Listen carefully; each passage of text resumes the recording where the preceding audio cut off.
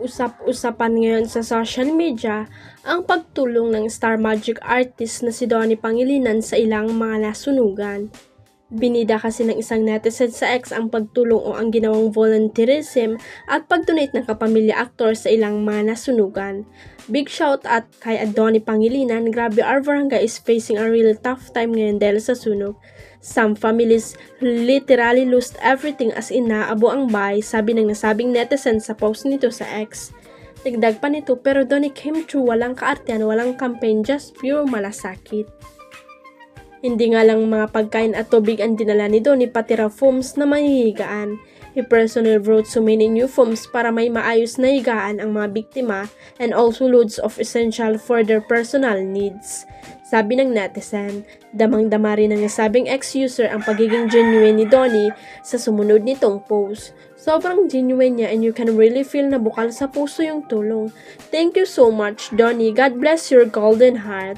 Sa ikatlo at huli nitong post ay pinost ang dalawang photo ni Donnie na namamigay ng bigas at foams. Maraming netizen ang humanga kay Donnie dahil sa ginawa nitong pagtulong na hindi inanunsyo sa publiko.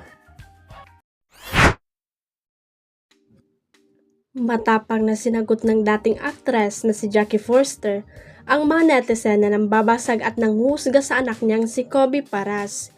Ito'y may kunik pa rin sa iwalayan ni Kobe at Kailin Alcantara na pinagpepestan pa rin ngayon ng kani-kanilang mga fans. Sa isang post ni Jackie sa Instagram last March 30, 2025, makikita ang litrato ni Kobe at Andre Paras kasama ang dalawa nilang babaeng pinsan habang maglalaro ng basketball dito sa Pilipinas.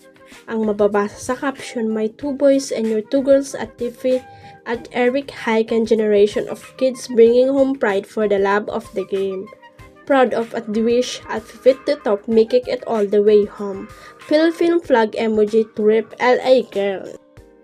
U16 at Play Manila Live at Film Nation Select Los Angeles #Play Like a Girl at Morales Sister ang buong caption ni Jackie. Kahit walang kinalaman kina Kobe at Kailin, ang post ni Jackie ay maraming nagkomento tungkol sa breakup ng celebrity couple. Ilan sa mga kumampi kay Kailin ay sinagot ng dating actress. Hirit ng isang netizen, hindi uobra tong mga to sa katarayan ni Jackie. Laughing emoji, kung si Carmina Mataray ito maldita, back of pangs. Meron namang netizen na nag-comment tungkol sa cryptic post ni Jackie sa Instagram na may kaugnayan sa pagiging manipulative na hinala ng lahat ay para kay Kailin. May hashtag pa itong hashtag Mama with Receipts. Tinag pa ng netizen ang ama ni Kailin na si Butch Manga, Anito at Tito Butch. Is Kailin really manipulative? According to her Jackie, news story with the hashtag Mama with the Receipt, dapat magsalita na rin Kailin at ayaw tumigil sa pagtaol si Miss Jackie sa mga stories niya. Isa lang gusto nito, masira din image ni Kailin. Sabi naman ng isa pang fan ni Kailin kay Jackie, manipulative si Kailin, parang hindi ka naman babae, parang hindi mo naman naranasan masaktan. Mahal na mahal ni Kailin si Kobe, gusto niya umayos yung buhay ni Kobe, pero one week makikita magka-holding hands na siyang iba. Sa tingin mo hindi rin masakit sa parents ni Kailin makita na sasaktan anak nila? At Jackie Forster, okay lang mabasa ng magulang to ni Kailin at Tito Butch, may lamat ng hadagdag ka pa. Tahimik sila, ikaw pa na i-post mo.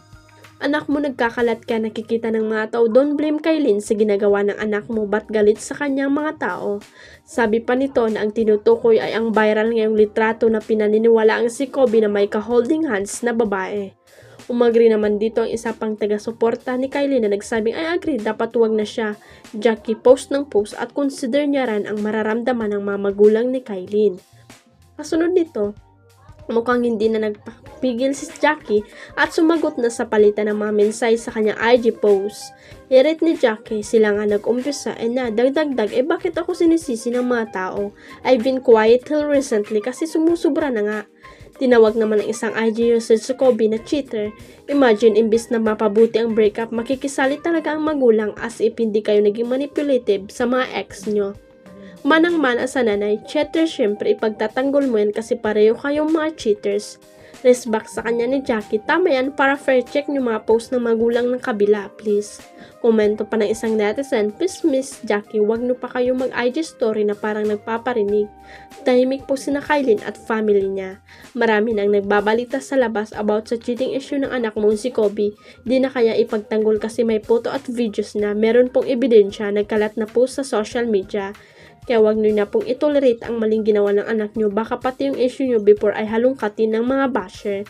Buwelta ni Jackie, that's not true, please check your facts, I have proof.